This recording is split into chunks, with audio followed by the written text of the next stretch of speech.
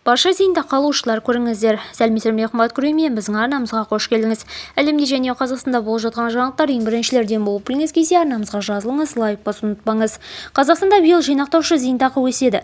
Зейнет жасына толғанда немесе әлеуметтік кодексте көзделген өзге де жағдайлар туындаған кезде салымшы бірыңғай жинақтаушы зейнетақы қорынан тұрақты төлемдер ала бастайды. Әрбір салымшының жинақтаушы зейнетақысы оның зейнетақы жарналары және жинақталған инвестициялық кірісі есебінен қалыптастырылған зейнетақы жинақтарының сомасына тікелей байланысты. Естеріңізге салса кетсек, бірыңғай жинақтаушы зейнетақы қорынан берілетін төлемдер Қазақстан Республикасы үкіметінің 2023 жылғы 30 маусымдағы қаулысымен бекітілген зейнетақы төлемдерінің мөлшерін есептеу әдістемесіне сәйкес жүзеге асырылады.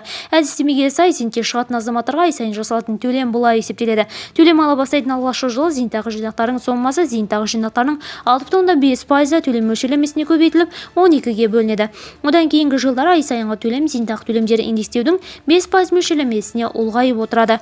Бұл ретте бірыңғай жинақтаушы зейнетақы қорынан берілетін ай сайынғы төлем республикалық бюджет туралы заңда тиісті қаржы жылына белгіленген ең төмен күнкөріс деңгейінің кемінде 70% мөлшерінде жүзеге асырылады. Қордан берілетін төлемдердің ең жоғары мөлшері шектелмейді және зейнет алушының зейнетақы жинақтарының сомасына байланысты.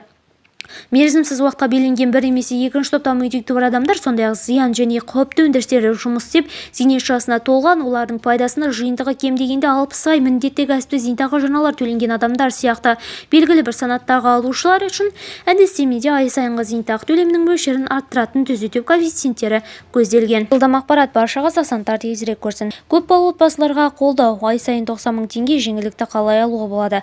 2025 жылы көпбалалы ата-аналар айына қосымша 90 мың теңге үндемей алады. Бұл қандай жаңашылдық екен бақ кезе тілші түсіндіріп көреді.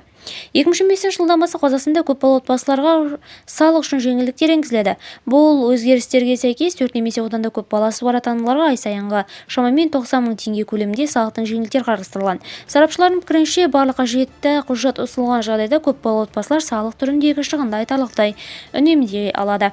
Салық жеңілдіктерінің мөлшері көпбалалы отбасылар жылына 2,2 миллион теңге дейін салық үнемдей алады. Бірақ бұл жеңілдік барлық азаматтарға бірдей әсер етпейді. Ол тек табыс деңгейі мүмкіндік беретін отбасылар үшін толық көлемде қолданылады. Мысалы, бір ата-ана 20 айлық есептік көрсеткіш көлемінде жеңілдік алады. Егер жеңілдік екі ата-анаға тең бөлінсе, әрқайсысына 12 айлық есептік көрсеткіш мөлшерінде пайдалана алады. Жеңілдікті қолдану шарттары.